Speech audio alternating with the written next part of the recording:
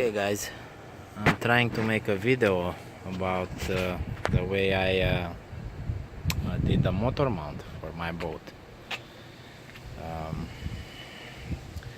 so as you can see, this boat is quite large and not very rigid the way it comes from the factory. So it will bend on waves or with added power. So I made a floor for it, and there are plenty of videos about the way you can make the floor for this boat. But I added these side rails that go all along the floor, and that gives you a lot more rigidity, and it gives you options to add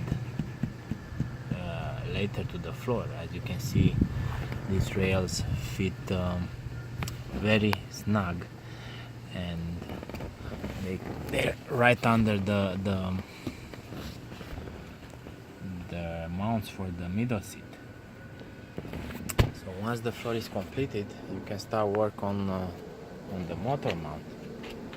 First thing you gotta get rid of is this plastic plate. That's the plate that comes with the Intex motor mount.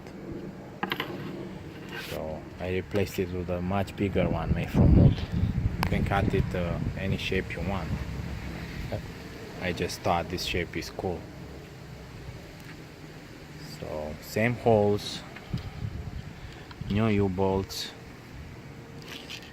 and once I had a bigger plate, I was able to put new rods. These connecting rods, see, they're screwed into the floor. I don't know if you can see here. They're screwed into the floor, and they allow me to take the added power, added thrust of this motor, and just propel the boat forward, and not folding it on the waves. So the way I did, how I did these rods, anyway, I had a folding chair around the house, so if I cut it in half, I noticed it's exactly the shape that I wanted. But I made a mistake. This folding chair wasn't very strong. That's why you see those crossbars there. I was trying to reinforce, because you will bend again with the added weight and power of the motor, and it will still bend. And I put those aluminum plates to screw it down into the floor, further down into the floor. Now this is very rigid. You can see these rods that the Intex provided, they just keep moving, and they're not very strong. But now we have very strong rods here connected to the floor that move the whole boat. To add more rigidity, I installed these rails that fit between the oarlocks, made from aluminum square tubing, and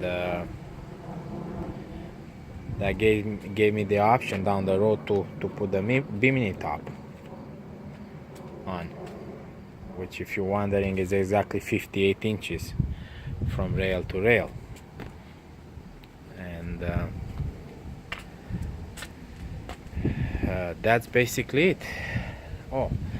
Later on I found something better to do those rods from, like this folding ladder, which is much thicker gauge metal and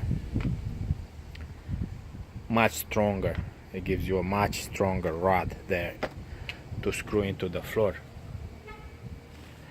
I hope this video is useful, just to show you guys the amount of work it takes to double the horsepower on this boat. So that's it. Good luck.